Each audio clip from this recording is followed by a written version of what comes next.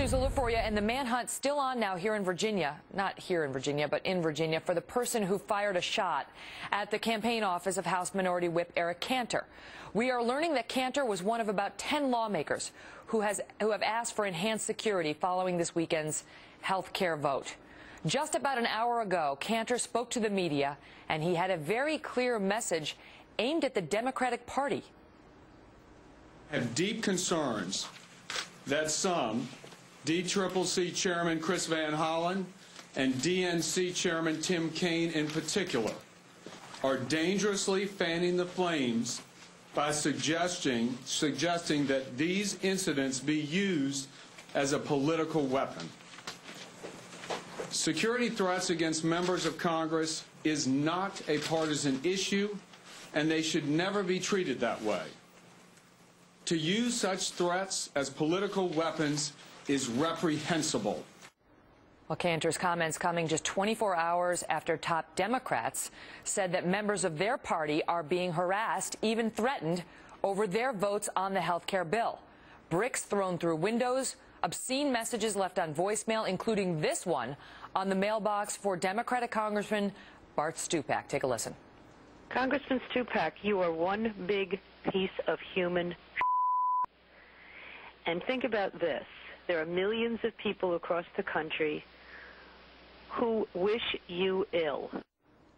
Well, and that's only the part that we could play for you on television.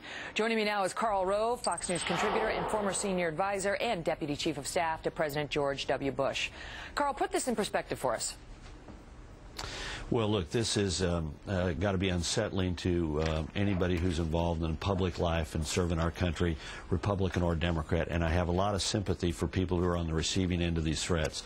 I don't think, however, it is useful for those in a position of authority to fan the flames and to try and draw attention to these, because it simply is going to encourage copycats.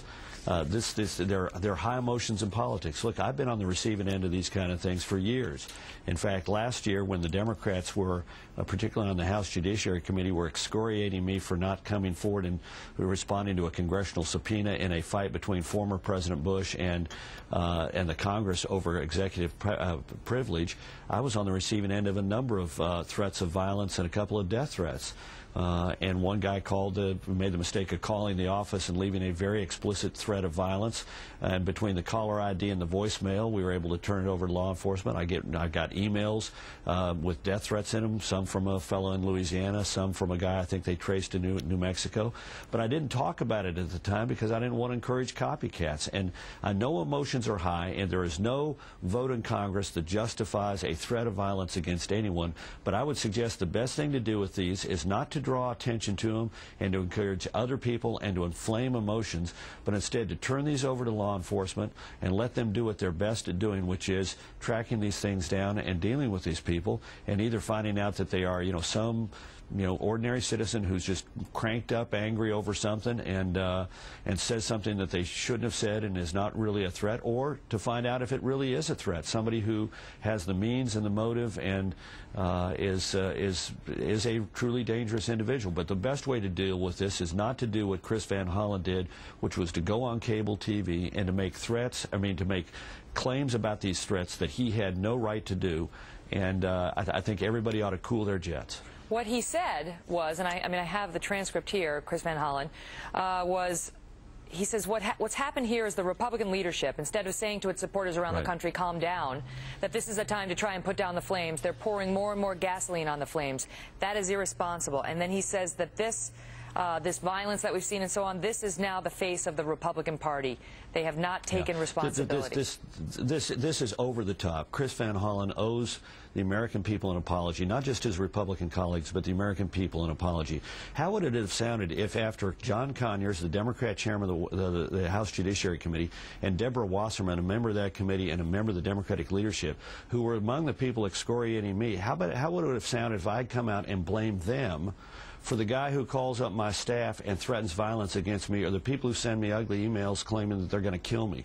How would that sound? That is really reprehensible for him to suggest that this is a responsibility of the Republican leadership. The people who make death threats or make threats of violence in a moment of high drama and high energy and high anger, they're responsible for what they say and do, not for others. And I didn't hold, the Democrats who said ugly things about me and encouraged these people to go off and say the things they did. You didn't see me out there blaming Conyers or Wasserman.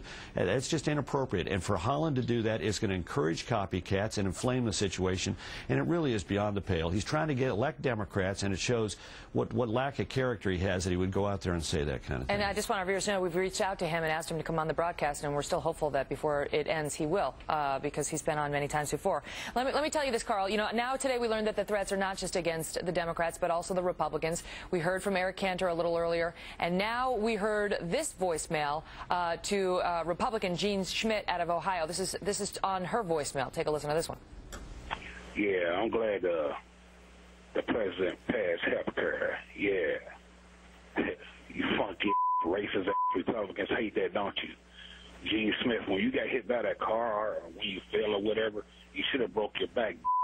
You and Boehner that Mitch McConnell, all you racist Republicans. Why don't y'all just change our party name to racist?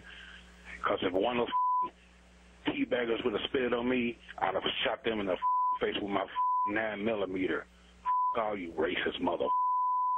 Karl, I've got about 45 seconds left, but can this be the end of the matter? I mean, both parties on both sides are getting it, and it's just awful, no matter how you slice it. And look, this kind of stuff happens more than more than they want to acknowledge, and more than you'd want to know about. And again, I would make the point that the best way to deal with this is not to draw attention to it, but for all these political actors, Republicans and Democrats, and particularly the Democrats like Van Hollen, to back off and let law enforcement do what it needs to do. We are a country of 300 million people, and among those 300 million people are going to be some bigoted, sleazy, nasty, vicious people, and people in public life hear from them.